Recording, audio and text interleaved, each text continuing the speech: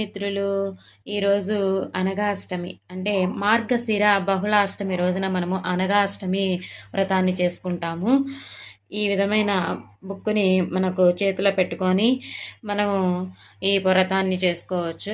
అయితే ఈరోజు పొద్దున్నే నేను చేసుకుంటున్నటువంటి అనగా వ్రతంలో చూడండి, ఈ విధంగా మనం యంత్రాన్ని వేసుకొని మామూలుగా అయితే కలశాలు పెట్టుకోవాలి అష్టసిద్ధులకి, అలానే అనగా దేవునికి, అనగా లక్ష్మికి ఇద్దరికి మొత్తం కలిపి 10 కలశాలు పెట్టవలసి ఉంటుంది. కాబట్టి అన్ని సమయాల్లో మనం అన్నీ చేయలేం కాబట్టి ఈ విధంగా నేను ఒక్కలతో చేయాలనుకుంటున్నాను. 8 ఒక్కలు తీసుకున్నాను. అలానే గణపతి పూజకి పసుపు ముద్ద, అలానే అనగా అనగా స్వామికి పసుపు ముద్ద, అలానే అనగా లక్ష్మికి పసుపు ముద్దతోనూ నేను పూజను నిర్వహించబోతున్నాను. మొత్తంకి సంబంధించినటువంటి ఈ పూజా విధానం అంతా కూడా మీకు యూట్యూబ్లో పెడతాను, చూడండి, వినండి. అనగా దత్తాత్రేయుల కోసం నేను కాశీలో గౌరీమాత అంటే దుర్గామాత టెంపుల్లో ఈ 2 కొనుక్కున్నానండి.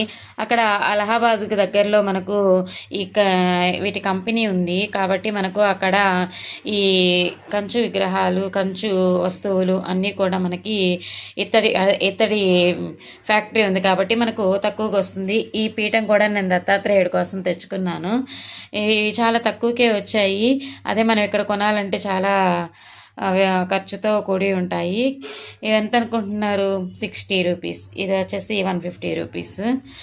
ఓకే అండి, పూజ విధానము నేను చేసుకుంటూ మీకు చూపిస్తాను.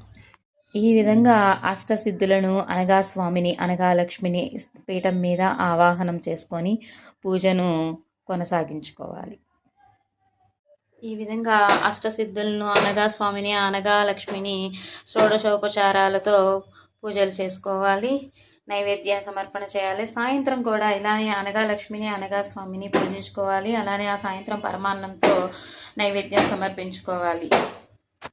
ఈ విధంగా అనగా లక్ష్మి, అనగా స్వామి యొక్క వ్రతం చేసిన వాళ్ళకి అష్టసిద్ధులు అంటే వాళ్ళందరూ కూడా మనకు అష్టైశ్వర్యాలని ఆశీర్వదిస్తారు, దీవిస్తారు. కావున ప్రతి ఒక్కరూ చేసుకొని అష్టైశ్వర్యాలను పొందండి. అలానే సుఖశాంతులతో ఉండండి.